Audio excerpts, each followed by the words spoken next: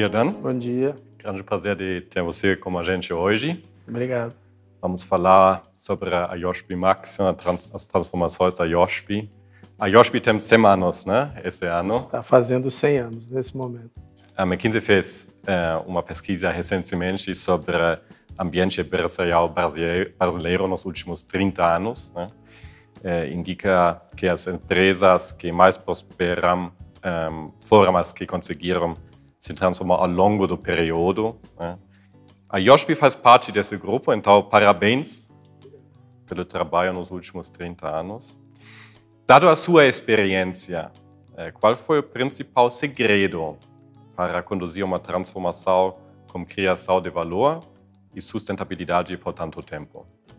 Se eu tivesse que eleger um fator único de maior relevância, eu diria que a estratégia e a capacidade de seguir adiante dentro de uma estratégia revisada com boa frequência, mas consequente, ou seja, sem rupturas muito relevantes ao longo do tempo. Me fale um pouco como vocês chegaram nessa estratégia. Foi um processo provavelmente muito tradicional. Nós tínhamos restrições, nós tínhamos um ambiente e entre as nossas capacidades, as nossas fortalezas, as nossas restrições, fraquezas, oportunidades e ameaças, a gente conseguiu ver um campo muito amplo, no nosso caso, dentro do setor de autopeças, que envolvia o posicionamento global. E essa visão, que acabou se transformando numa estratégia, num processo, ela se mostra ainda hoje razoavelmente aberta e ampla. Então, uma das questões essenciais para nós, como eu disse antes, foi poder manter a continuidade sem grandes rupturas, porque, de fato, a estratégia que a gente desenhou há muito tempo atrás, com atualizações, ela segue ainda bastante válida, interessante e mostrando um potencial muito bom pela frente. A Yoshpi tem uma experiência em vários ramos, né, de várias indústrias. Como vocês decidiram de focar, como vocês decidiram de se internacionalizar? Então, no final dos anos 90, a gente saiu de um processo de uma empresa mais diversificada para uma empresa mais focada. E aí, efetivamente, nós elegemos aqueles produtos e segmentos que a gente visualizava uma possibilidade de sucesso.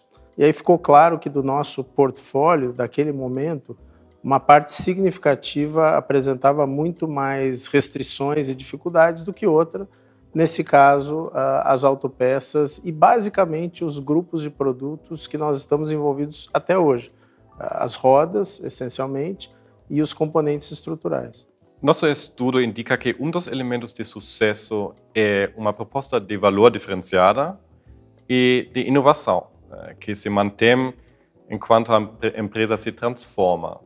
Esse foi o caso da Yoshpi também? Como a gente viu a questão da internacionalização, da presença ao redor do mundo, um footprint extenso como essencial para subir na escala de valor dentro do nosso segmento de atuação, nós nos deparamos com a necessidade da inovação e com um grau de competição bastante diferente daquele que a gente está acostumado no ambiente externo.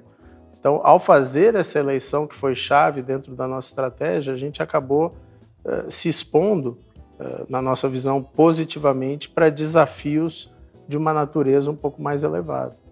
Nos últimos 30 anos, as oportunidades e ameaças foram abundantes.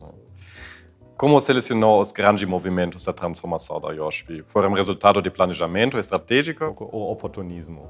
Eu diria que foi baseado em planejamento. E, claro, nós buscamos aproveitar os momentos de oportunidade. Por exemplo, no final da década passada, ao redor de 2008, foi um momento em que se abriram várias oportunidades de expansão global, um momento em que, de certa forma, a nossa região de origem do mundo estava num processo menos grave que outras regiões. Então, isso sim foi útil. Da mesma forma, se a gente voltar no passado muito recente agora, do ciclo de 2014 e 2016, nós sofremos mais e tivemos mais ameaças do que empresas originárias de outras regiões do mundo. Então, isso, sem dúvida, afeta para melhor ou para pior, para o bem e para o mal ao longo do tempo.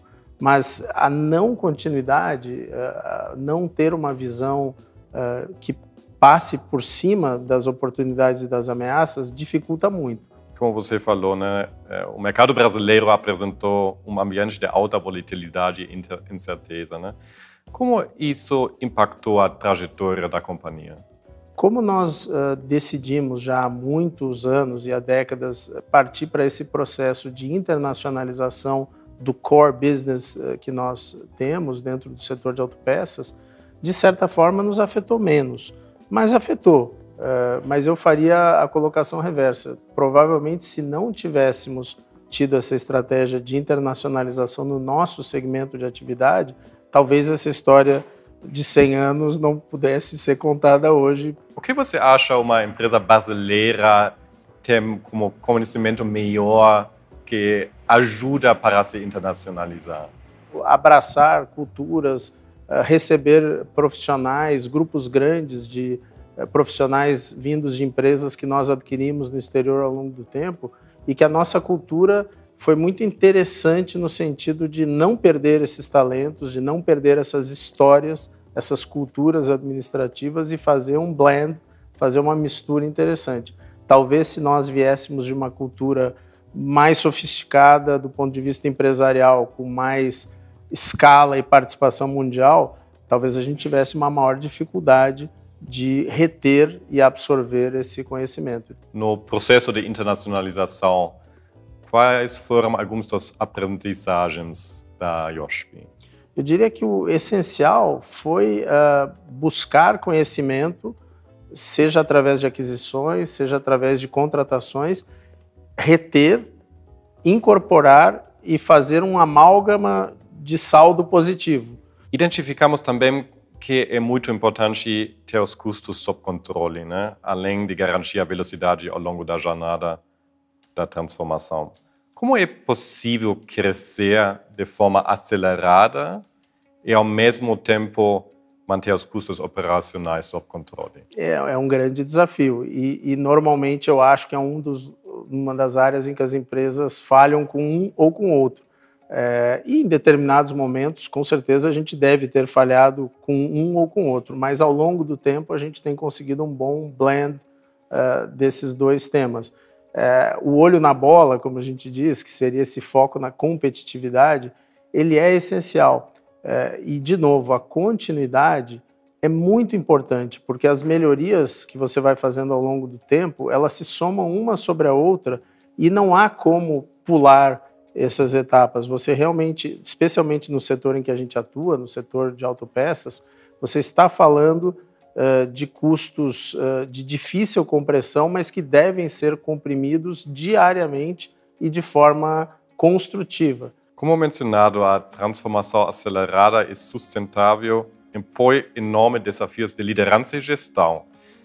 Como podemos garantir que a organização, o modelo de gestão e a governança se transformem ao mesmo ritmo? Então, você precisa começar nesse aspecto, de certa forma, de cima para baixo, e depois receber o retorno de baixo para cima. Mas se os incentivos, se os estímulos, se as regras não forem positivas e construtivas para que você tenha um ambiente de geração de profissionais, de conhecimento, de capacitações, vai ficar muito difícil.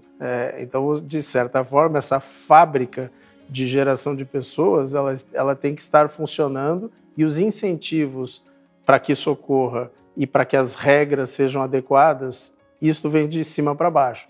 Então, é um cruzamento interessante. Nesse processo, uma empresa familiar como a IOSP Maxion tem vantagens, desvantagens? Eu costumo dizer que a IOSP é uma empresa de origem familiar. Nós nos vemos mais como um corporation do que como uma empresa familiar, mas eu acho que foi muito positivo para a visão de longo prazo e para o fortalecimento de valores uma origem, que no nosso caso é familiar, mas eu não descartaria outras origens que podem ser tão boas quanto. Mas eu colocaria mais peso nessa capacidade de se colocar um tijolo sobre o outro de forma concatenada do que em outras coisas. E isso, sem dúvida, é uma grande vantagem.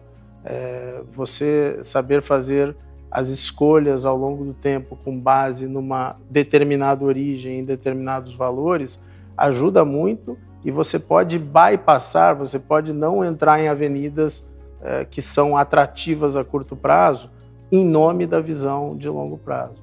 Como é possível atrair e reter um grande grupo de talentos enquanto mantém uma identidade cultural única e clara? Está numa dinamicidade de formação dessa cultura ao longo do tempo, rotineiramente. Ou seja, nós não temos, no nosso caso, tantos livros na parede que determinem tudo desde o dia 1 para um profissional que vai fazer a sua carreira conosco. Você tem guidelines muito essenciais, mas você tem a possibilidade de formação dessa cultura. E aí nós estamos misturando geografias, nós estamos misturando capacitações, então você pode ter engenheiros asiáticos com administradores brasileiros, com comercializadores norte-americanos. Essa junção de pessoas numa cultura um pouco aberta, mas com valores e essências muito claros, faz com que a gente consiga ter um sentido de contribuição para todos. E agora, não vamos nos esquecer também que, assim como para uma nação, o não crescimento, a não geração de valor, ela será destruidora de tudo isso. Então, isso funcionará e terá sentido dentro de um ambiente em que a geração de valor ocorre. Senão, você pode ter todo esse arcabouço, mas não tem onde usá-lo ao longo do tempo. Como você pensa nesse contexto sobre o fato que a Yoshpi tem o headquarter no Brasil, mas realmente é uma empresa internacional? Eu vejo, de novo, como uma vantagem, como uma possibilidade de agregar maior que, eventualmente, outras origens culturais, mas é um grande desafio, porque para uma série de profissionais e de clientes e de relacionamentos ao redor do mundo, o Brasil não é o centro ou um dos grandes centros do universo, inclusive na nossa atividade automotiva, em que o Brasil representa 4%, 5% nos melhores momentos do mercado mundial. Mas com visões interessantes, bem colocadas, críveis e que possam ser, entre aspas, compradas por pessoas que querem fazer a sua vida e a sua carreira, também é um ambiente diferente. Como eu disse antes, com menos livros na parede, com uma história a ser construída por todos, e isso também atrai muita gente. Quais são os momentos onde a transformação poderia ter falhado e como esses momentos foram conduzidos?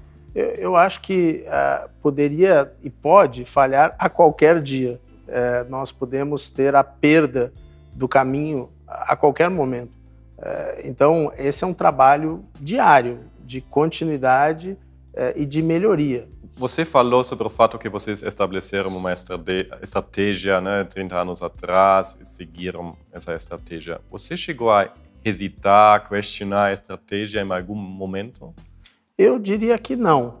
Nós tivemos uma grande convicção nos dias ruins e nos dias bons, obviamente, e nós fizemos ajustes em setores ou em fatores muito importantes para seguir na estratégia. Então, eu diria que não. Nós tínhamos e temos ainda uma convicção muito grande, até pela simplicidade da nossa estratégia. Se você pudesse voltar atrás, o que teria feito de diferente na jornada da sua empresa?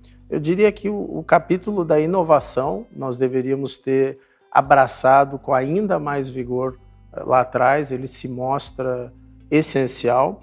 Eu acho que a velocidade também, nós poderíamos ter sido um pouco mais velozes. Então eu diria que hoje a gente tem uma convicção muito elevada de que a estratégia é muito boa. Então provavelmente a gente deveria ter acelerado ainda mais. Você pode falar um pouco mais sobre o tema da inovação, né? Por que você acredita que a inovação é tão importante? Porque a cultura inovadora dentro da empresa, ela acaba associada à competitividade. Eu vou te dar um exemplo dos mais banais. Rastreabilidade. As condições que a inovação, que a tecnologia, que os processos estão nos trazendo até em aspectos como esse, eles vão acabar sendo binários, ter ou não ter. Da mesma forma como qualidade assegurada, como uma questão de 20 anos atrás ou de 30 anos atrás, eram questões binárias de ter ou não ter. Então, nesse sentido, a inovação ela acaba sendo fundamental para a competitividade. Ela é um eixo básico. Olhando para o futuro, temos novos contextos e desafios para a transformação. Como você está refletindo sobre o próximo ciclo para a sua empresa? Então, no nosso caso, mais uma vez, nós estamos muito assentados numa estratégia que foi sendo atualizada, mas que essencialmente tem traços válidos há algumas décadas.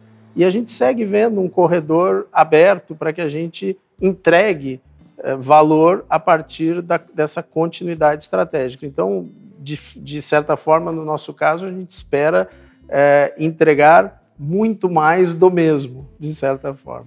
Qual conselho você daria para você mesmo há 30 anos atrás? Eu diria que a questão da visão internacional foi chave no nosso caso. E se eu tivesse que me reaconselhar há 20 anos atrás, eu colocaria muito foco, mais uma vez, nessa ideia de que em setores, não para todos, mas em setores como o nosso, o jogo não é nacional, o jogo não é regional, o jogo é global.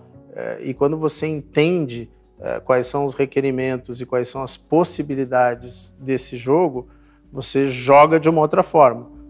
E isso acabou sendo chave para nós e acho que o nosso grupo todo tinha esse insight lá atrás, mas ele poderia ter sido, inclusive, mais claro e mais evidente, não só para nós como empresa, mas para todo o setor e para as empresas brasileiras do setor. Qual conselho você daria para outras empresas brasileiras? Eu daria esse conselho de pensar um pouco fora da nossa nacionalidade, um pouco fora da região. As empresas que se multinacionalizam, elas exportam mais e inovam mais. Então, obviamente, as questões que a gente vai enfrentar lá fora, elas vão enriquecer muito o seu contexto e a sua geração de valor. Muito obrigado pelo tempo, Dan. Foi um grande prazer de ter você como agente. Parabéns pelos 100 anos da IOSP, parabéns pela transformação dos últimos 30 anos.